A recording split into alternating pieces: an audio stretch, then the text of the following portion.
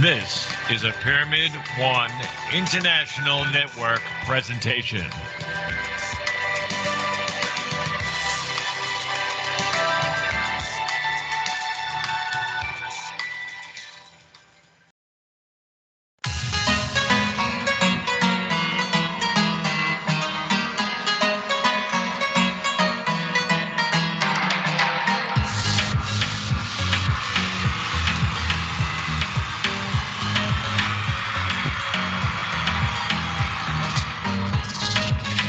Hi, and welcome to Pyramid One World Radio. Let me tell you on the Bob Charles Show, who is the guest coming up? His name is David Ferdinand. He's the president of Eport Echo Ocean Park Reserve and Trust American from Rhode Island, now living full-time in Brazil. He's got 25 years of experience with USA and Brazil economic development and citizens diplomacy, or Gold Key Mission. Promoting democratic relations with Brazil is the primary mission and goal. Special Area P3 projects, public-private partnerships with focus on technology transfer and job creation. Experience resolving conflicts and integrating stakeholders on all levels, international, federal, state, and local. Eport was created to conserve and protect 7 islands and 15 beach communities, along with the coast of Sao Paulo, Brazil.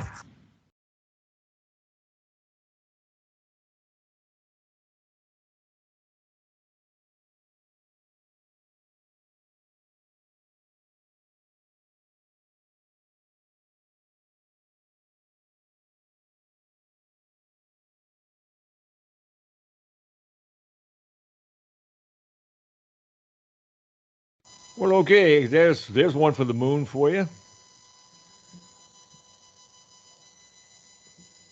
You can unmute yourself.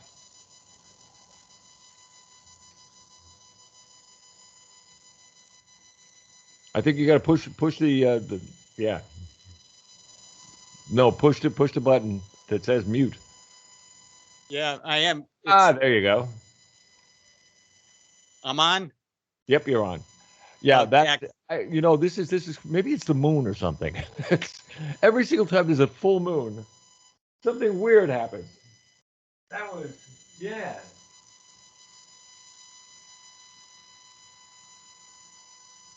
Never stopped before, so go figure that one out. Anyway, getting back to what we were talking about before we actually came on. And by the way, there's a lot of listeners right now coming on. I'd like to remind everybody, if you're in North America, you can go 609-663-0153. That'll bring you right into the phone line, which is really, really cool. You can come on and we'll talk to you. Or I did put out a link that anybody can get in here, just like with Zoom or anything else, and that you can come in and you can talk. We can see your face, and we can have a good conversation with you.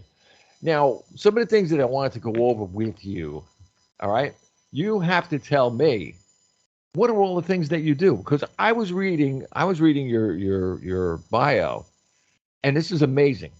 I swear to God, I'm almost ready to get on a plane and go down by you. This is like real. I mean, seriously. I mean, I'd love to be unplugged. Could you imagine? Yeah. Could you imagine me running the radio station down there? I could imagine that. And actually, I wanted to make that an offer for you because one of the projects, like you said, I do quite a lot of different things, and I wear many different hats. But so does everyone around me. It's a team effort. It requires everyone's participation. And one of the major areas, Bob, that we focus on is communications and advanced telecommunications and systems like radio and TV, web TV, and what have you. So we are starting a studio here on the island where I'm presently standing. The island's called Evolution Island. And the idea is to create a full-time studio where we have full content 24 hours a day. in broadcasting, especially to our local community, but also the international community, like Pyramid One Network does. And so those are our goals. You'll also be able to, and from that station, that down there, and that you can actually take our feed, and you can replay the lead or the feed down there. We would give you permission to do that. So I mean, you could have all the I mean, I'm serious. There has to be. I mean, I'm not sure exactly what the number is, but I know it's over this. We have over 1,600 shows, separate shows in our archive. So yeah, I mean, you can play us without replaying anything in it for about 5 years. Wow. That's awesome. Yeah, well, we're 13 years old. We are. So I mean, we did a lot of work in 13 years. Yeah. Like like the guys that say, "Oh well, I got 25 shows in the can." Really? It's like, okay, sure, But anyway, the things that you do down there are so they're just amazing. I mean, I saw this Eport Echo Ocean Park Reserve. I did some, I do my own snooping around and net on the net myself. And I mean, this is like so cool. I mean, I envy you where you are. Well, I mean, it took a while to get here. It didn't happen. Actually, people ask me all the time, Bob, how did I, as an American, find myself in a place like Brazil on a small island off the coast of São Paulo? I had never traveled outside of the United States. This was the first international trip that I made. And when I made it back in 1996, I was fortunate. I was working for one of the best companies in the world for architecture and engineering construction for hotels and resorts. And so I was working with the U.S. Department of Commerce in a special project called the Gold Key Service, which gave me support services from the U.S. government, from the Secretary of State's office and the U.S. Embassy and the consulate's office. So my first trip here was totally organized, red carpet treatment.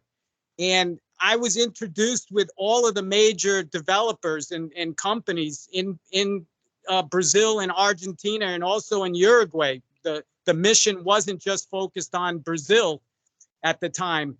So I've been fortunate, it's envious, to think about a place like Brazil. Most people really don't know much about Brazil. In fact, when I first came here, I didn't know very much at all. But I was trained. For this project. And as you said, Echo Ocean Park Reserve and Trust is a conservation effort to protect 7 islands in an archipelago, which is hard to believe that one of the largest cities in the world with over 22 million people, São Paulo, has such a beautiful natural environment. In the rainforest, the Mata Atlantica rainforest is part of these islands. The rainforest comes right down to the ocean. So the mountains where we are literally are right on the ocean. There's only one road that goes along the coastal area. It's about 40 miles is our area. Echo Park is an area that's a scientific research area. So we have a unique situation here because we can control the scientific process of input, process, and output. There's only one way in and one way out of this place. And so Echo Ocean Park Reserve and Trust is a real estate investment organization. It's a cooperative effort where we don't have major investors like big companies. That's not really the purpose of what the conservation effort that we're all about. It's about empowering everybody, Bob, and especially empowering the women, the local women and the children. Brazil is a beautiful place, but like most places in the world, there's issues with social justice and issues related to equality. And women, especially in Brazil, kind of have been suppressed. And now, thankfully, their voices are being heard more and more. I was going to say that because down where I mean, I have a doctor friend that has a compound down in Brazil. And even he said the military is a little bit different than it is up in America. Up in America, you wouldn't see the military or anything. And around here, he said you might see them walking down the street with a gun around their neck or something. I said, but it's like Mexico. I mean, I've been in Mexico 4 times.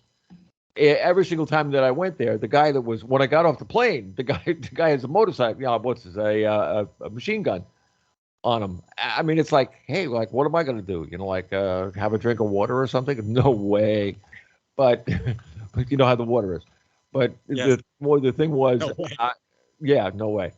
But the whole thing was like they take their serious goes way over the top. The same thing with women. In America, women can have whatever they want. They keep saying that they're downtrodden, but I was a vice president of a big mortgage company that took over, that was actually part of New Jersey and New York.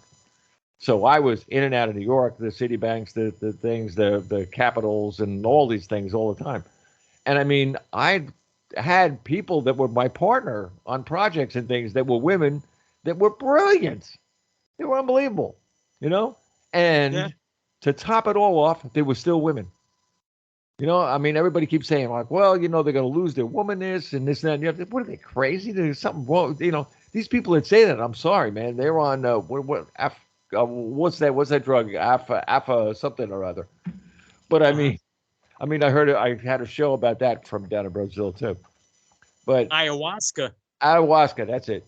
And all these people that must be on that stuff, because I mean, anybody that thinks that a woman can't do things is out of their mind. I mean, they're amazing human beings.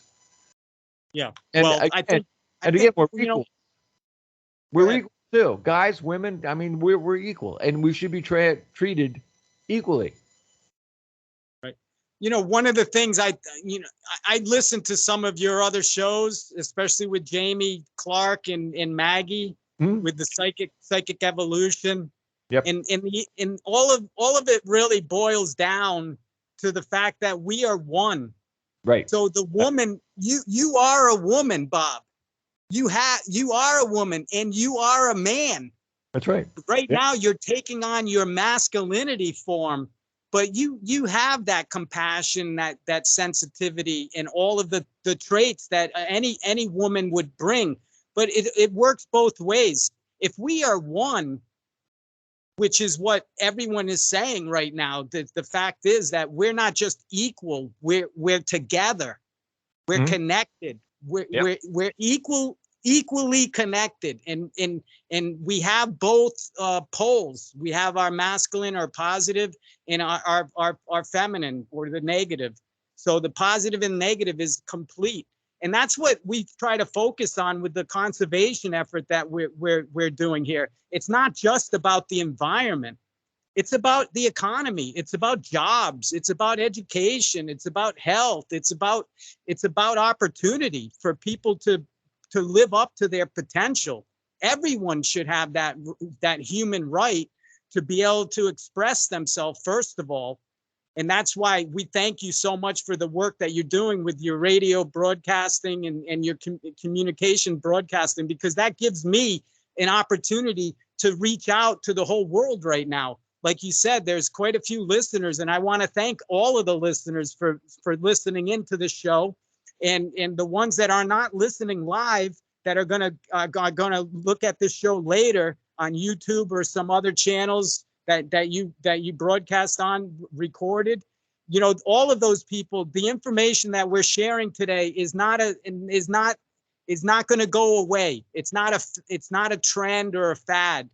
What we're talking about is our earth and our resources here, which includes our human resources.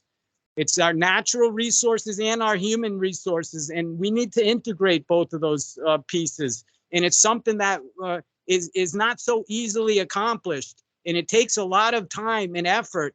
Like you had mentioned, 25 years I've been involved with this project. I made this project, Bob, my career. Wow. Never mind. And And over that 25 years, I've been fortunate. I had over 5,000 meetings. Wow. With all sorts of people, nonprofits, corporations, and government, all three sectors of the economy.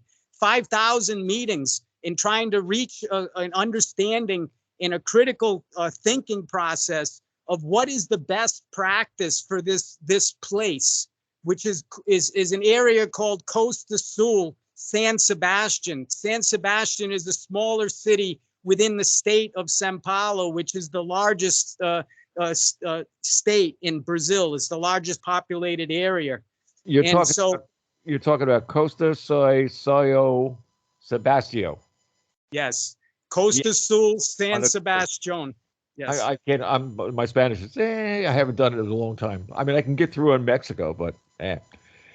This is different. This is actually different. It's Portuguese. And it's Brazilian Portuguese. So in Portugal, they speak a different dialect. So the language here is really my weakness. If people ask me, David, out of 25 years and 5,000 meetings and 5 international conferences, why has it taken so long? And really the answer, Bob, is the communications with language, because I have taken some language training for Brazilian Portuguese, but the language is very difficult. And it's one of the romantic languages, which means that when you speak it, it's like dance. It's like dancing. If you try to dance and you don't know the movement, you're going to trip over yourself. You're going to step on people's toes. It's going to be a mess. Yeah. And romantic language requires that finesse and that really heart connection and brain connection, which is something that I have over this amount of time. I still haven't mastered the local language. And so a lot of the schools. Go ahead. How schools down there? I mean, you have schools, don't they? They teach that way? Actually, one of the interesting things about this area, Costa Sul, San Sebastian, is that there are no universities here. There's no higher education here. Everyone that grows up here leaves this place, and they typically don't come back. So the schools mostly are public schools, and the government here has a notorious record for basically stealing the money from all of the public systems. And education is not one of the highest. It's actually, Brazil education is ranked like the 80th country in the world, 80. Wow. With over 250 million people, to be number 80 really is putting the population at risk, because the young kids, they don't have opportunity. And now with COVID-19, everyone is stopping to travel. And so more and more people are having to stay home in their house. There's no resources here. So this project that we're working on is really important for the education in science and mathematics and engineering are the areas where we focus on with technology. You had mentioned part of my background is technology transfer, Let's do this just so that I can get the message across a little bit better to people that are listening. Let's start from the beginning.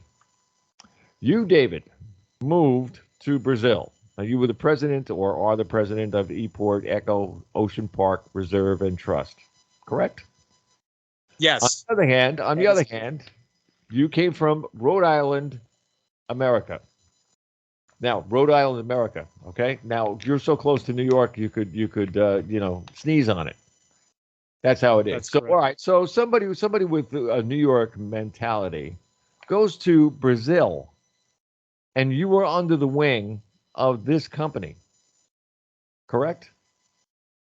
Under the wing of Eport. Yes. I created Eport when I came here on my own. Okay. My first trip here, I was with D. Leonardo International, which is an organization based in Rhode Island.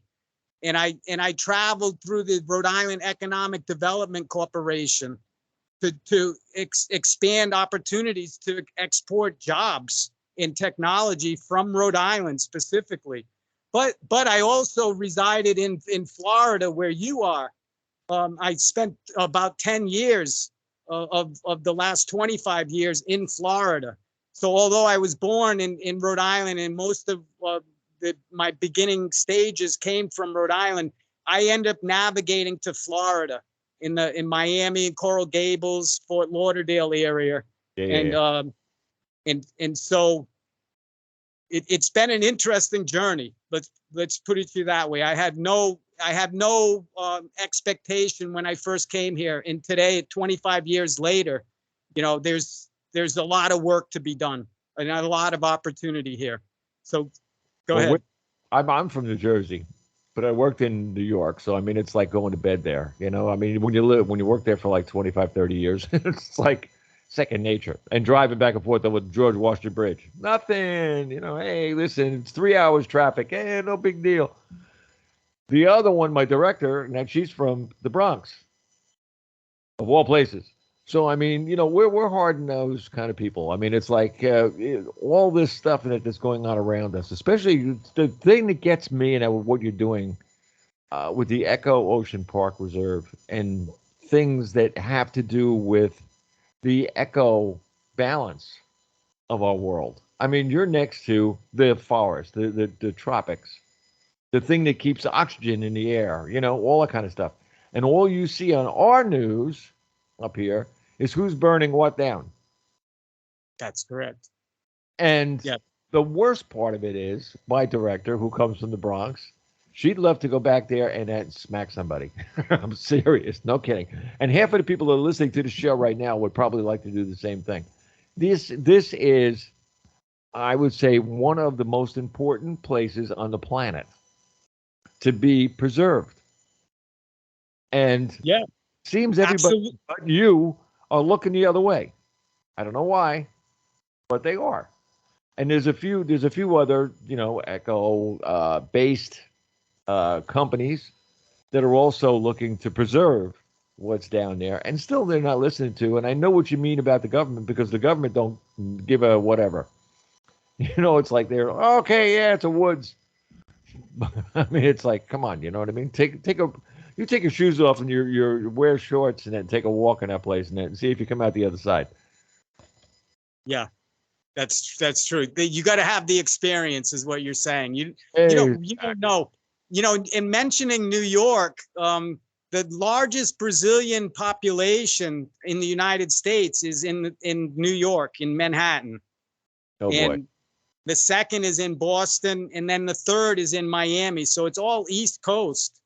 But I spent quite a few of my meetings out of the 5,000 I met in New York with Brazilian. They have Brazilian street there, and they also have the Brazilian festival, the parade every year in New York. I don't know if you ever been. Have you been to the parade? I've seen it all. If it happened in New York, I saw it. You saw it. Yeah. Come on, but that many years. I mean, eventually you kind of sort of get used to it, and you have somebody, just like down there. I mean, you would have, if I went down to Brazil, anybody that I don't even know would turn around, they grab you by the arm and say, "What about you? Well, come here. Let me show you something. We're having this or whatever." They're like that. This is what New York is like. Now, it's changed a little bit ever since this pandemic thing, and ever since we had different leaders in our government here. I mean, things have changed a lot, because a lot of the freedoms that Americans not only grew up to be used to, but also studied. Like, you get guys that are as old as I am. I mean, forget about it. I've been through. I mean, I was the kind of guy that when Eisenhower one time with my father got off of an airplane, he knew my father, because my father was I forget what they call these guys, but he was like a medic in World War II. And Eisenhower's, whatever they want to call that regime of him down there, because he was a leader even on World War II. His guys knew my father because my father was the head of his guys that were with him. So when my father was a truck driver and he knew everybody in the airport, LaGuardia and all those airports, And when they said he was going to be there, my father brought me over to see him get off the plane. And the guy recognized my father, came over to us, and shook my hand. And everybody goes, "Oh, well, you're just saying that President Eisenhower shook your hand." I said, "No, General Eisenhower shook my hand. He wasn't president yet." Duh. I mean, but this is the kind of things that we used to have years ago in everything we did. It was a handoff, a handshake, a thank you, a may I, all of these things that when I say I am, that's part of that whole, mess of stuff. And Yes. what you're doing down there is so immense because you're using everything that I just mentioned there. Well, yeah, quite honestly, I have to say thank you so much to America in the United States for everything that everybody has done for me in my life, because I grew up, Bob, I grew up in foster care in the state of Rhode Island. I was a foster child. I was a ward of the state of Rhode Island. I am here today only doing the work that I'm doing because I was taken care of through the social welfare system in the state of Rhode Island and also in other parts of the United States. A lot of people think that the system is broken, but I am a living example and a prime example of how state programs and democratic programs work to really help the people that are unfortunate. I didn't ask to be in foster care. It just happened. I grew up in the system. I'm a product of the state. So when people talk like right now about the deep state and how the deep state is trying to control everything, I don't say anything bad about the state. I don't say anything bad about authority or government. I'm not against government. But I'm not for government either. I'm not for injustice. Don't forget You what know, you're talking about. What you're talking about is way below the part that's trying to take away everything. Way below. I mean, the government, when they say like this altered state government or dark side of the government and everything, that's way up there. That's so far up there, it's not funny. What you're talking about uh, on a state level is something that always works because people that are in the state are the ones that are operating it. If you read anything in that about Florida down here, we got a governor down here that don't give a two whatever about what the government says. He said, "We live as people. We live together. We live for each other." That's his motto. And that's why Florida is what it is. The only thing we do have is we've got a couple of woke companies down here that their beliefs are like bent. So the government just disallowed them. It's like, hey, okay, you want to be that way? That's fine, but this is what you got to do. This is what you can't do. And he puts his foot down, which is good. I mean, they got kids learning some very, very, very, very dangerous material. I mean, for kids. I mean, these kids are between the ages of say 5 and 10. They're in the lower grades. Instead of when you and I grew up, we learned geography, math, science, any kind of economics that we could grab a hold of, health, all these things that were part of what we grew up with. And they're not teaching that anymore. that's right. All of those things are thrown out the window. We're supposed to live about or learn about socialism and how we can be more social in our environment. What environment? You make your environment. We don't make your environment. We don't like here's an environment. We don't do that to anybody. But the schools and everything else net because of what's going on from the top down is going like you have no idea. I mean, when I look at it, I mean, let's face it. I went to school. I went to Catholic school to really break things up. And I mean, the nuns that were teachers or priests that were teachers, they were tough. They were real tough. You had to know what they were teaching you, and that was it. And if you didn't, you had to go to the rectory or you had to go to something else, and you had to learn after school. I mean, it was like summer school every day, for like an hour past everybody else went home. Right. And I only did that once. And it wasn't because I had the wrong answer. It's because of the way I gave the answer. So, my mother went to school her way, and that's what she told me. So, hey, so I got in trouble for that one. But, these were things that, or things that we can remember that we can build our lives on. Now, that's what you're doing. You're building your life on where your life came from. You're emitting light in everything you do. And that's your yourself. That's your soul saying, "Hey, I'm here." Well, that's also part of my responsibility. Like I said, I've been so gifted, Bob. I would be the last person to start to complain about my situation. Here I am, a foster kid, grew up in the United States, and now some people say I own this island called Evolution. It's about 1.5 miles by a mile in size. It's not a small place. It's a pretty large area. We're only 1 mile off the coast. So everyone on the beaches, you mentioned 15 beach communities that look out over these 7 islands. And my island is Evolution Island. I say my island because I'm the caretaker of this place for the last 12 years. Since 2010, I've lived here permanently and made this a home. It was abandoned. This island was abandoned and deserted when I first came here. There's nothing here. There was a small house, but there was no people living here. All of the forest and all of the trails, there was nothing, Bob. There was no electricity. The water system wasn't functioning. There was no sewer. So over that time, I had to put together this project. It was an effort for me because I've been basically hand fed my whole life. I've had a real fortunate, even though I came from almost zero, you can say, or -0. I have been fortunate, and I'm the type of person that I didn't grow up on a farm. I don't know anything really about farming and about nature. I was a college business graduate, MBA graduate from the University of Rhode Island, and this was the furthest thing for me to do, but at the time, it's the best thing that's ever happened to me because I really evolved. And that's why we call this island Evolution Island. It's about my personal evolution, but everyone that comes here, when they take their shoes off and touch the earth here, this is a virgin area.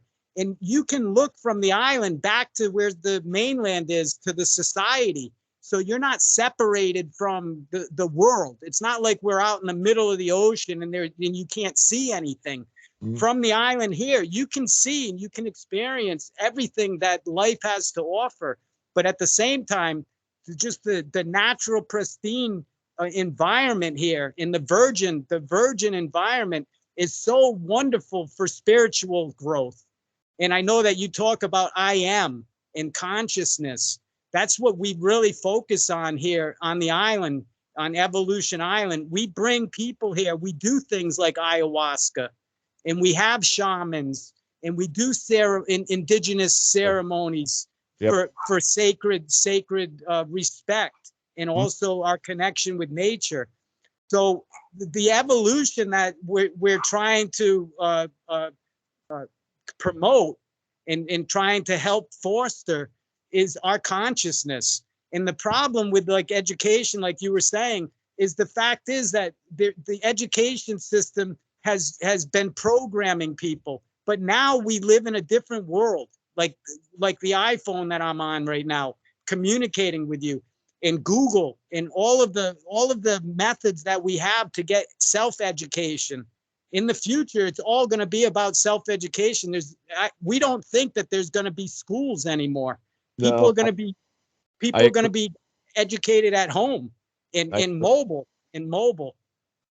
Well, you know what? As crazy as this may sound, but if you took, say, 4 or 5 people, all right, and they were your teachers. Now I'm making something that's hypothetical, but you take 4 or 5 people that are say my age, maybe a little bit older, maybe a little bit younger, and took our experiences and things that we did, and you put them into books or you put them into math or science or biology or whatever you could. The only thing you would have to go to higher education for would be for a specialized something. But as an educator, or as people that were educated by the older people, they would be the ones that would be further ahead than the people that were going into the college. Because the ones that went into college were brought up on cell phones and whatever else they do. But, you know, the realistic part of it is to be able to connect with someone or a student that the student would say, like, hey, wow, or take the kid. Well, for instance, like where you are. If you wanted to go somewhere and you wanted to show them a little bit about fish, say, where'd the fish come from? Where do they go? How do they live? How do they spawn? What is, but guys here and that say, what's a spawn? It's like serious. I mean, like that's the way I grew up, is learning things. I mean, Yes. I had a boat. I was out in the water. I was out in the ocean. I was out in storms. I mean, if anybody says that you can get killed in a storm, I'll be the first one to say, oh, yeah. But I'm thank the God. second one. I'm the second one, Bob. You can be the first. Thank God I'm here, Yeah. Well, yeah, when the water starts coming over the back of the boat, then you Yeah. know it's time to get out of there quick. But, and I mean, I was in that situation. It was a thunderstorm, too. And the lightning was going across the water, and I'm going, ooh. But I mean, I had a grounded boat. I mean, it had lead grounds in it and all over the place. But still, I mean, it scares the hell out of you.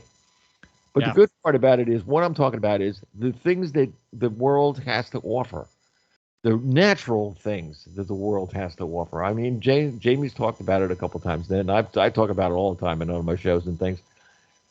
People don't go back to the egg in their lives. They never do. The kids in that today are pushed.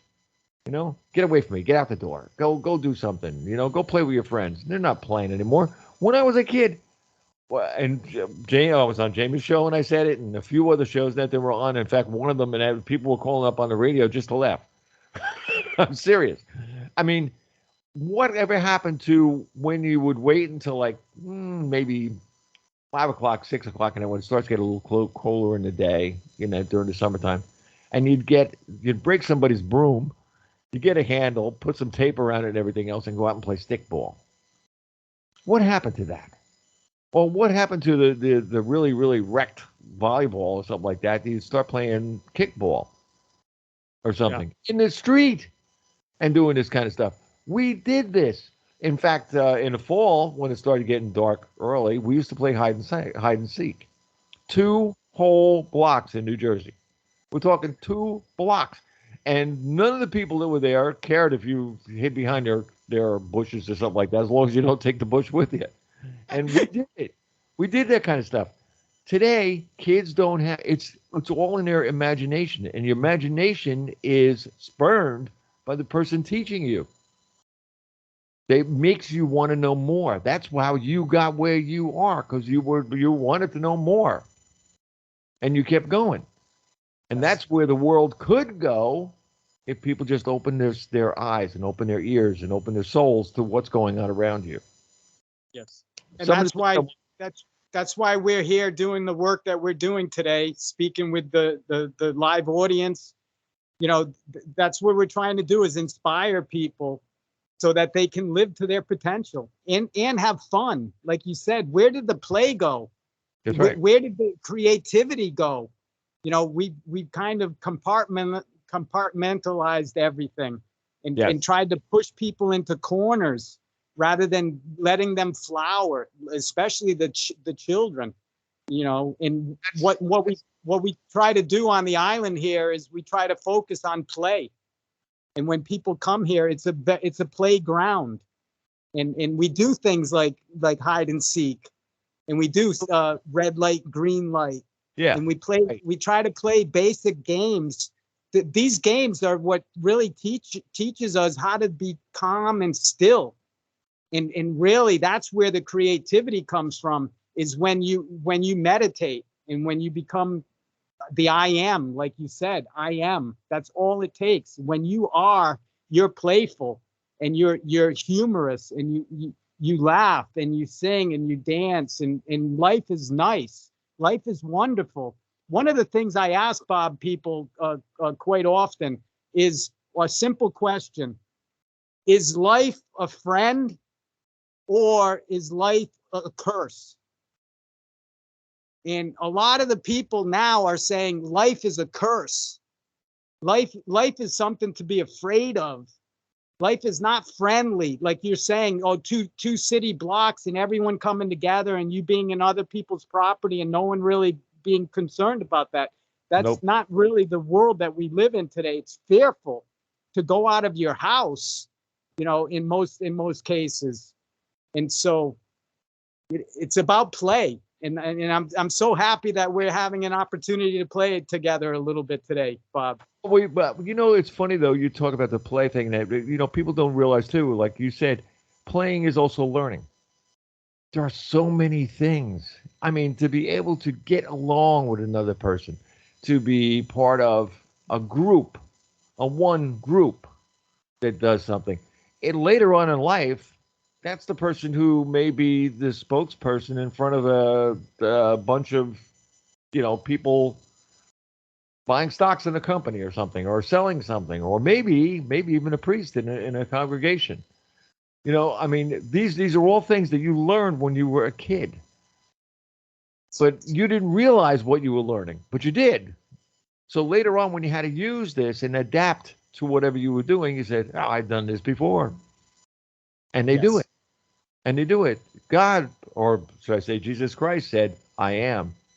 But as I said on Jamie's show, nobody realizes that we all know each other. We are all part of each other. We're all brothers and sisters. And now we got a third thing. We got brothers, sisters, and whatever. but but but the thing is, the same DNA that came to this earth, that made the first, whether it was a dinosaur or a fish or a lizard or whatever, that first DNA that was here is still in us. It's still in our chromosomes. It's still with our bodies. We like the guy that's in, say, taking out the garbage right now in Israel. I know him. You know what I mean? It's like this is the way we are. If we acted more like our makeup, we would be better off. They say all the time that there's UFOs all over the place. I know in Brazil there's quite a few, especially where the forest is. But the idea of this is those UFO dudes are probably looking at us and saying, they'll get it. They're getting there. Well, maybe they'll get it. Maybe the guy over there's got it, but the guy over there don't. I'm sure they're listening to me. I mean, let's face it. I mean, now I'm all over the place. But the idea of this thing is, some one of these days somebody's going to smack somebody in the head and say, "Hey, listen," and they'll listen, and they will listen, and the next guy will listen, and it'll spread, and it'll spread, and it'll spread. Yes. That's exactly what you did with your island. Yes. And it was a lot of being just open and receiving. And over 25 years, when it was all happening, I didn't realize that the big picture was coming together. Now, 25 years later, I look back and I can see that each one of the hardships and adversities that I needed to overcome for my own self-development, but also as a group and an organization, because I am the president also of a nonprofit that we created here, Association Echo Park. And so it's not just about me. It's not just about like, what about me? It's what about us? What about our future together? And it's been such. Go ahead. Do you have a group of people helping you? I have an informal group. One of the things about me is that my hardships were pretty severe, and I was actually kicked out of the United States. I was exiled, and I was placed on the blacklist in wonderful state of Florida, not with the present governor, but with the governor back in 2006. And I was totally excommunicated, and I was forced to make a decision to come to Brazil because I didn't know where else to go. I had been working on this project for about 10 years prior. And so I knew that I had an opportunity here to do some great work in the work that I want to do, because I'm not a political person, Bob. In the association that I'm president of, I cannot talk about politics by law, by statute. I No. cannot say one way or the other.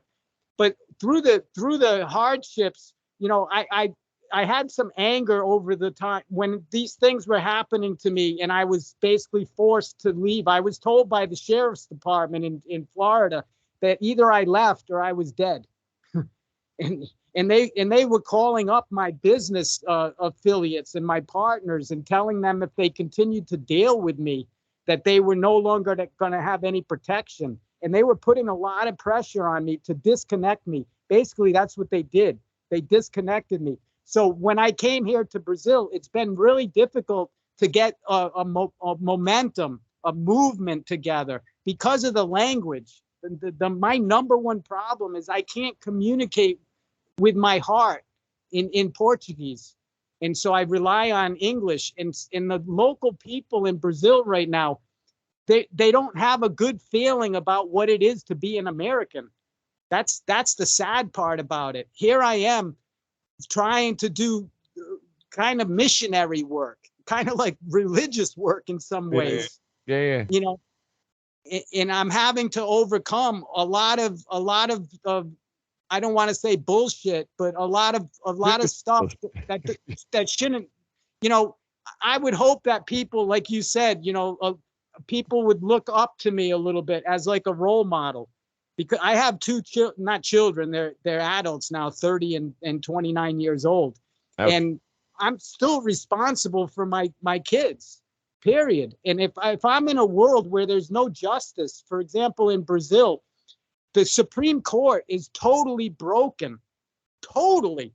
And they're changing all of the Constitution.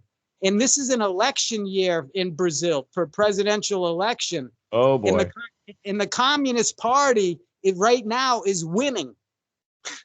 And because they went through they had placed people in the Supreme Court, and now those judges are making changes in the legal system to allow these types of injustices to happen, legally happen. And so you forget there's still a one world order that we haven't, what you're talking about is in the same, we have the same thing going on here. They're not changing. You can't change it. To change our Constitution, forget about it. I mean, the whole United States would be in Washington, D.C. in 2 seconds or less. But what they do is they try to read in between the lines, in a sense, and make their own rules based on whatever their idea is. And that's the same way you're working down in your Brazil, or should I say South America is going that way, and all of them. And the other way, our other station is in Australia, and John calls me all the time, or chats me all the time, and the same thing is going on there too. As a matter of fact, he's got China boats that come to their island. Duh. I mean, I'm serious. Like, what's going on around here? And the only, people don't really get it. They're afraid. I don't say it's bad to be afraid. It's good to be afraid. It's another, it's part of our bodies. I mean, we can be afraid, but have some sense too at the same time. We can overcome anything. We really can. There's more of us than there are of them. Yeah. And people don't get it through their thick heads. Sometimes you have to say no and mean it. Not maybe. Maybe don't count. No counts, because you're not talking just for yourself. You're talking for everyone that's around you. Yes. Even though everyone else around you might say no too, but it's united people together. When you went down there, I bet you walked into the most ununited bunch of people than you ever saw in your life. That's true. And you know, one statistic which just blew me away just the other day, like 2 days ago, I went on Google and I just asked a simple question: how many Americans live in Brazil? And the answer came back: 70,000 Americans currently live in Brazil that are documented. And there's no reason to be an American and not be documented. So that number is really a hard number, 70,000. And then I asked the next question: how many Brazilians currently live in the United States? You know how many Brazilians there are, estimate, living in the United States right now? 3 million. Actually, a little bit less. It's probably around 1.5 to 2 million. And, Okay. and they don't know exactly, because a lot of Brazilians go to the United States and stay there illegally. And they find a way to get work. The reason why they go to the United States is because of economic refuge. There's no jobs here. And when a Brazilian goes to the United States, they can make up to 7 to 10 times what they make in an annual basis versus trying to stay living here in Brazil. Oh yeah. But Bob, what was interesting is 70,000 Americans living in a country with 250 million people. The American voice here is almost unheard. Yeah. It's not respected at all. You know, I grew up in the 1960s with John F. Kennedy, and the idea of people to people. We needed to go around the world and promote democracy and the principles of I'm not talking about promote the United States. I'm talking about democracy, which is all around the world. The two forces right now is either democratic principles or communism. And for most people, they don't want communism. So democracy is something that I personally, that's my mission. Is like I had said with the bio, is citizens diplomacy. Mm-hmm. I'm an individual. I have contacts with the embassy and the consulate's office, but they're not here to help at all. They don't help. I had an issue one time, and I went to the consulate's office. Somebody threatened to kill me, and I went to seek political asylum in São Paulo, and they actually grabbed me and threw me to the sidewalk and told me, "You are in Brazil. You fight your own battles. We're not going to do anything for you." Wow. And so here I am trying to. You know, I feel in my heart that this is the purpose of my life. That's why I do the work that I do. It's about helping represent people and people that don't have a voice, people that are on the fringe, and try to give opportunity and education. And this project here gives all of that. It gives everything. And it's because a lot of people have put their input into this, Bob. It's not just my opinion. It's not my opinion. It's not about a religious belief or something.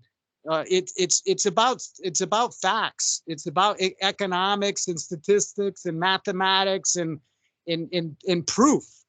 And so, you know, I'm proud to be an American, but they're all.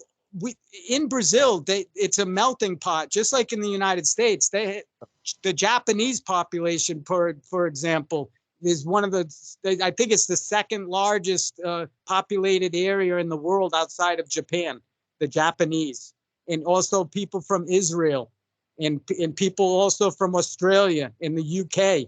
And so there's a lot of voices here. That's changing. That's changing quickly. Because what's coming up now through Mexico, that's coming over our borders, ever since the current president invited people to come up. Invited. He says he didn't, but all the people down there say, Biden said, come in. So that's why these people are coming. I mean, we've got so far, by the time we get to the end of the summer, we're supposed to have somewhere around 2.5 million illegals that are coming over the border that are not. I mean, they come over with their diseases and everything else. Now, at the same time, they're also coming over with tons, and I'm not talking about pounds. I'm talking about tons of fentanyl. Fentanyl, the stuff that kills people. Like if you took something as big as this mouse, okay, and you filled that up with the pills on the thing, you could probably kill half a state. Wow. That stuff is powerful. I mean, it's ridiculous. No. They just found in Tennessee, they just found paper money that had it in the paper of the money. If you get it on your skin, it soaks into your skin, and then you get sick or die or have a heart attack or a brain whatever. I Right. mean, these kind of things are coming over through our border. So, in other words, all of the privacy of being your own domestic country is gone, completely, totally gone.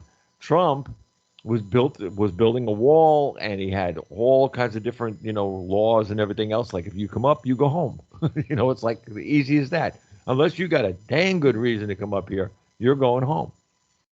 That worked for 4 years. Very, very little anybody got through at all. But the wall wasn't finished. So all the places that the wall wasn't finished, they just let him in. Now, all the people that are down there in that area, that are in their ranches and whatever in Texas and Arizona and the lower part of California, those people are being killed, shot, their animals, things are being stolen, their houses are being rousted by gangs and things that are coming over from Mexico or wherever they come from. But it's the entire Central America countries that these caravans of people are just walking right through. Now, I wouldn't mind if somebody wants to get a better life and they want to come for that reason. That's one reason that it gets my heart. Hey, it's okay by me. But these are the rules. If you want to be American, this is what you got to do to be an American. Right? Easy as that. These people are being bussed from wherever they came from to any particular, unparticular state, anywhere, and let out of buses and planes at 3 o'clock in the morning. Don't know where they are, don't know where they went, don't know anything about them. They're gone. That's it. They give them a brand new cell phone. They give them free cell phone service. They give them a card and that for food, and that's it. See ya. Wow. This is wrong. Very, very wrong. And what you're talking about an area that you're trying to make more structured. You're trying to put together a plan, a real plan that kind of works. It's like, hey, when it starts working, it's good. These guys put down a plan that is meant to not work.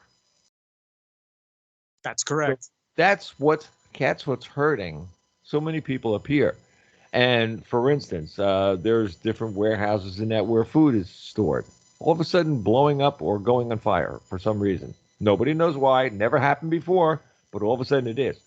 All these things are all part of that socialistic or communism part that is coming out of this. It's the Satan part, if you want to go that far.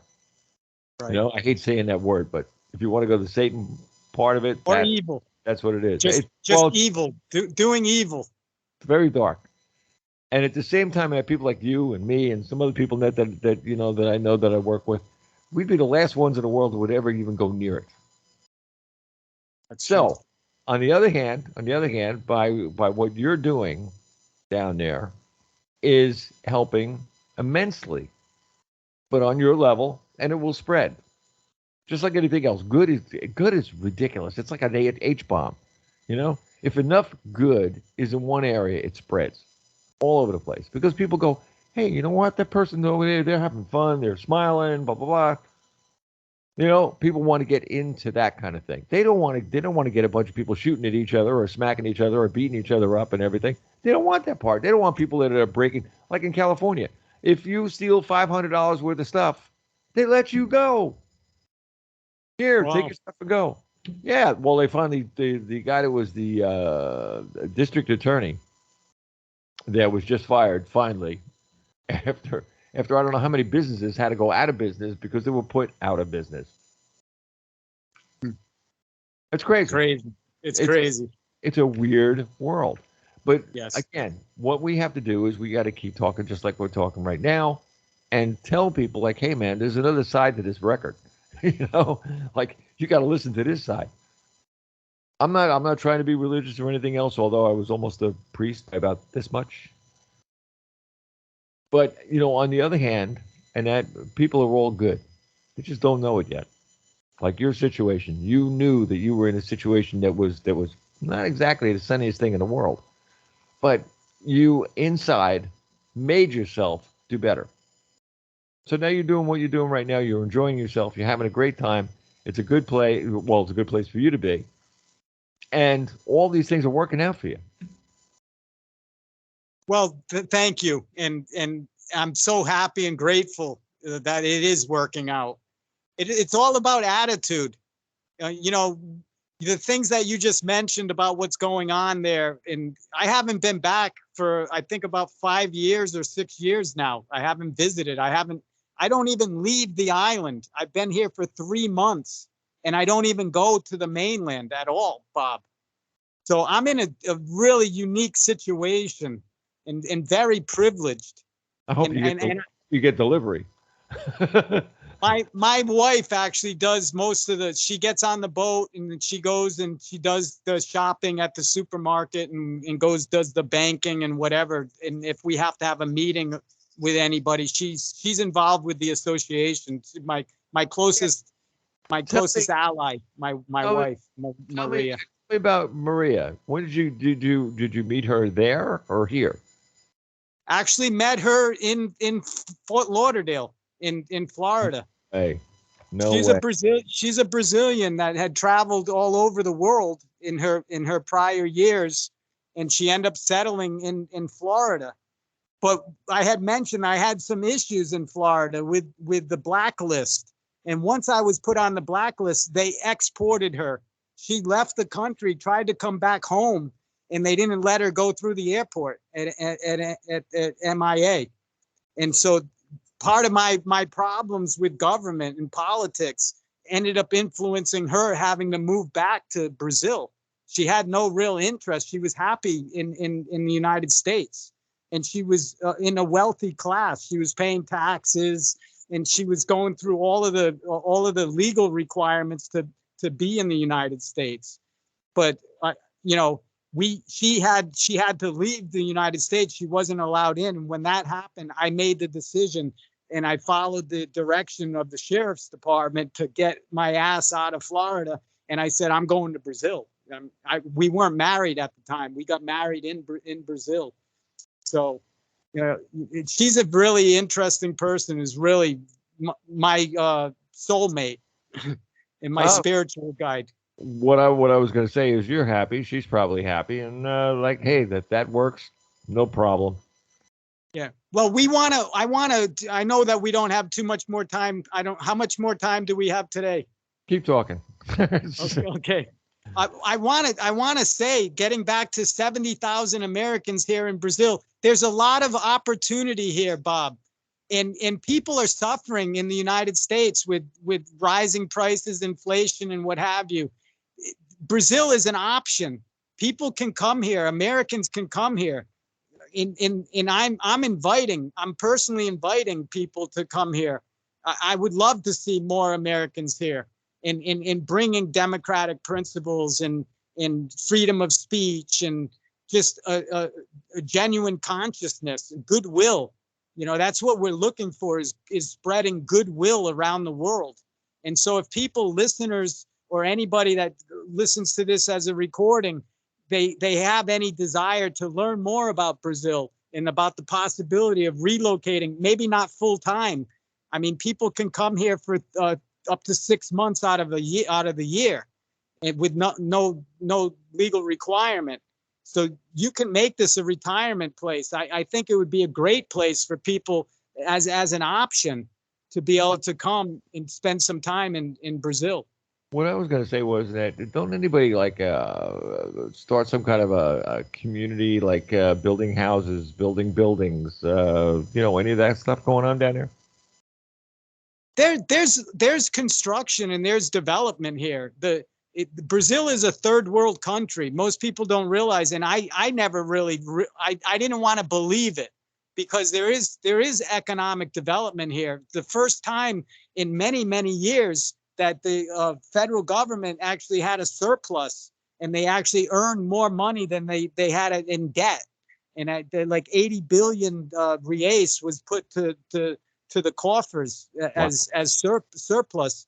So the economy is actually moving a little bit. But this is an election year, and President Bolsonaro is the one that's causing the growth to happen here. If he is not reelected and the old regime comes back, we could slide back. We could fall backwards in November. So it's a very important next few months that are coming ahead. For, you can keep abreast of the information, the news. It's going to be very interesting. They're talking about all sorts of election fraud. There was a motion. I heard that one. Yeah. Yeah. They wanted to have printed ballots at the voting machines, and the Supreme Court said no. They don't. You don't need the printed ballot, the receipt. And why would you deny a person, a voter, the receipt to show what they voted for? The only reason is corruption. And so they're already saying that the President Lula, who in Brazil, he ran for two terms, but he can wait 8 years and then run for another 2 terms. And that's what he did. They placed the other political candidate, Dilma, Rousseff Dilma. It was a woman president. But she was actually eliminated. She was thrown out of office. Huh. And now Lula's planning on coming back. And so it's really, the next few months is going to be really very interesting for the future of Brazil. It could be a long, hard journey if Lula wins. And there's no other. It's just like in the States. There's no other third party. It's either Democratic or Republican. In here, it's the same. They call it different party name, but it's either Democratic or Republican. And it's really a very interesting next few months that we're going to have. No, yeah. we got to keep knowing each other, and that, because you're doing things that down there, whereas you can, if you can use your cell phone like this, you could set this thing up on somewhere, and that we could see like a whole bunch of people, and a whole bunch of people could talk. Yes, they can all be on the radio. It doesn't matter, because you're just using the camera. That's about it. And I've done this a few times now, because the community that my house is on, they have like a central, how would you call it? Like a public house where people can go, and they have big dinners, or they have the pool is there and all that kind of stuff. And when we do something like that, usually I can get like a whole bunch of people at a table or something. I mean, I put them on the laptop, and when you put the laptop up, I mean, it sees and hears everything. Yes. And I still do what I'm doing. I mean, I have smaller boards and that I can go out with, and that I can do this on the road. So it's crazy. Excellent. The idea of the thing is, if you're getting into your communications and everything else, this is your spear pointing your arrows at something that could really change a lot of things. Because real radio in any kind of an area where people aren't listening, it gives people a voice. So they can actually go and they can actually talk, and they can say what's on their mind and not feel bad about it. Nobody's going to come and kill them or anything else. They don't even have to. That people could call up on a phone, and you don't even have to know who it is. And the government can say anything you want to. It's that person talking and putting their thoughts and their fears or their success on the line and telling everybody about it. Or they'll get on and they'll tell somebody that, well, if you want to do this, this is what I did. You know, people will learn more by commuting more on a larger area. That's true. So when you and I were kids, I mean, we used to, when you want to communicate, you go to the corner and talk to the boys, or talk to the girls or whatever, and that's about it. We're talking to billions of people around the whole. I mean, the internet is weird. I mean, any place, anywhere in the entire world that wants to pick me up talking right now in real time, all they got to do is get on tuning. Now, how tough is that? People all over the world are getting on TikTok. This is basically the same thing. So, I mean, it's no big deal. And people can get other people's ideas. For instance, Facebook. You guys got the Facebook and you got Twitter and everything else. If you connect with groups that are in other areas, like a group in England or a group in Japan, even, or a group in Russia, like we've got Russians that write me all the time. If you connect with these kind of groups, and people get the communication feelings, intuitive feelings from the world, the whole world, what everybody's thinking. Are they right? Are they wrong? Are they good? Could they do this? Could they do that? This is a developing world, not developing in all areas, like you said. Your area is not exactly the developing point of the world, but it is a spot that could be the number one because everybody else is already developed. You know what I mean? You guys are starting with nothing to develop. And if you got somebody in there that knew something about all this kind of stuff, or could bring the resources in there to build, for instance, I don't know, 100-unit apartment building, not tall, long, maybe three floors up, and maybe a half a mile long, or something, or in a big square with a centerpiece with a pool and a grass and trees and the whole 9 yards.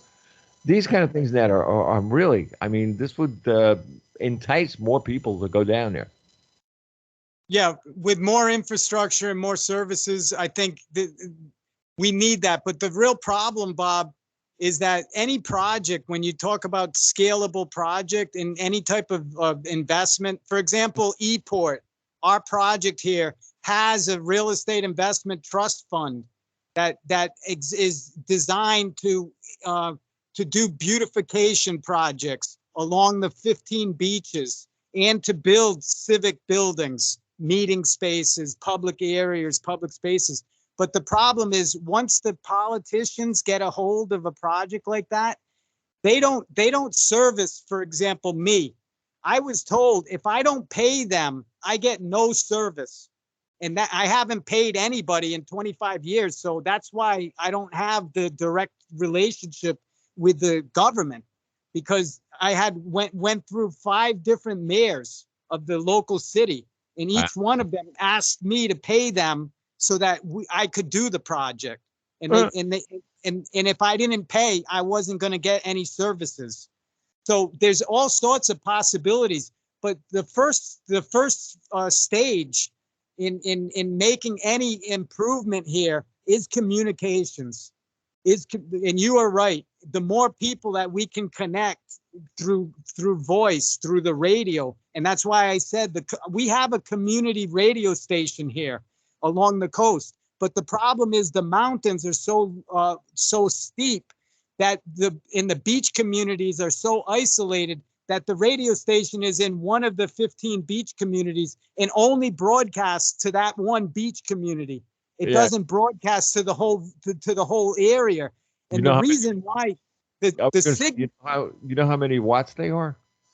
No, I don't know the details. I'm actually going to be having a meeting in the next 2 weeks with the community radio station. They're suffering financially, and they're talking about closing.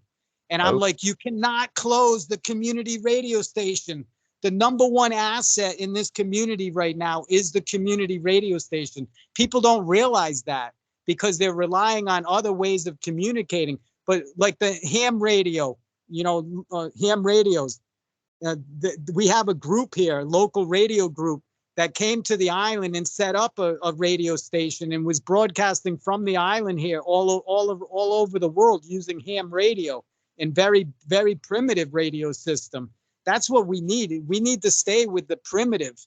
We need to stay with the direct connect with the local community. And our community radio needs help and support. So maybe at some point we can continue to have this conversation, have a future conversation, maybe somehow get you involved. And also your friend, Mike Wagner, I know that you guys work together, right? Somewhere along the way, the name sounds familiar. Yeah. Mike Wagner show. We might have. Like I've been around for 13 years. I could have touched anybody. Yeah. I've touched so many other radio stations. It isn't funny. I mean, the other stations that have taken our feed and put it on their website. Like I said to you, and if the guys down there want to play our shows on there, all you do is you go on the archive and you just plug into our archive. I have to give them a little bit more instructions and that on how to get on, but you can get on real easy. Excellent.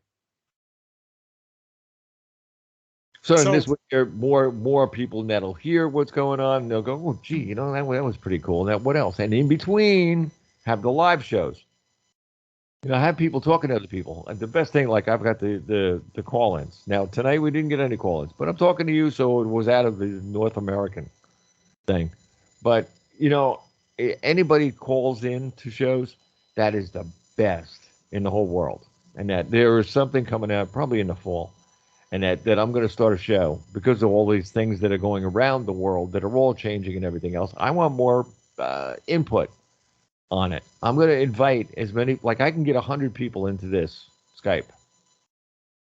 And on the phone, I get 999. Wow. So I want people to call in, to write in, to whatever they're going to do, because I also have a chat room up that's running right now.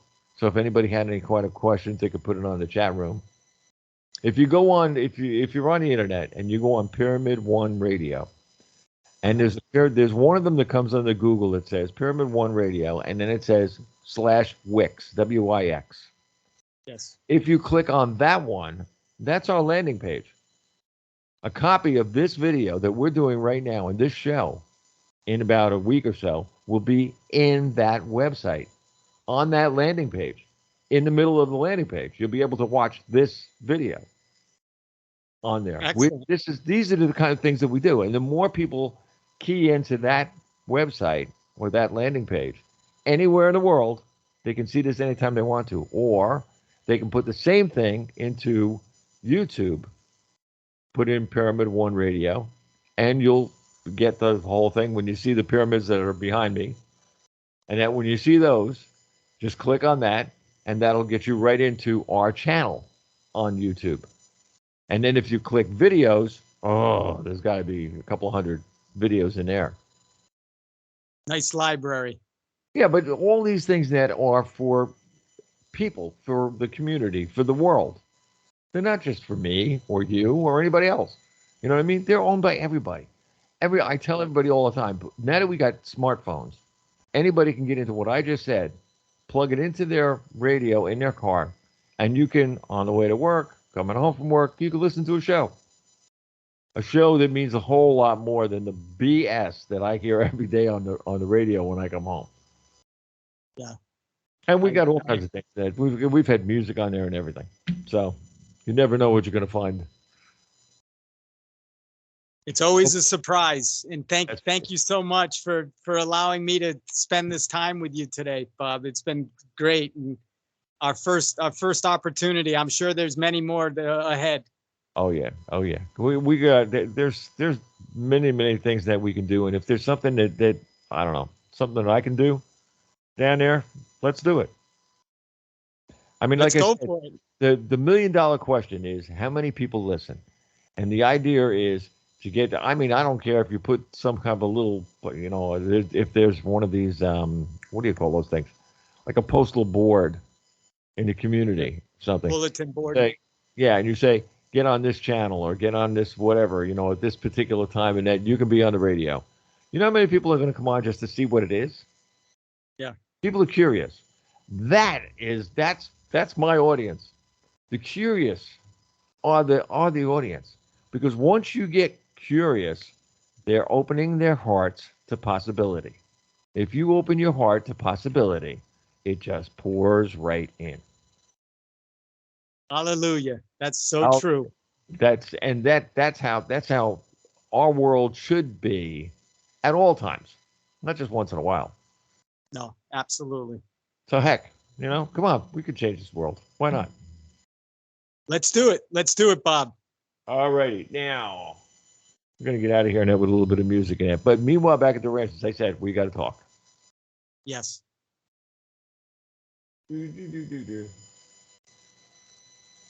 God, don't I love radios? Awesome stuff. Meanwhile, where can we get in touch with you? How to get in touch with me? Yep. At this point, basically, I use Facebook with David Ferdinand under the bio that you have already for this interview. There's my name, David Ferdinand. The easiest way is to reach me through Facebook and send me an instant message, and I can respond to people directly that way. I have WhatsApp and Signal and Telegram also, but those numbers are on the Facebook. The best channel to reach me is Facebook. All right. Well, if anybody wants him on WhatsApp? Yeah, okay. His number is 551-299-731-5251. Oh, yeah. Meanwhile, thank you very much for being on the show, and it's been an honor having you here, and we will talk. Excellent, Bob. Thank you so much, and thank you for the listeners and the people that tune in on the recordings. I'm available to help anybody. Any questions about Brazil, I'd be happy to help in any way I can. Okay? On that note, I'd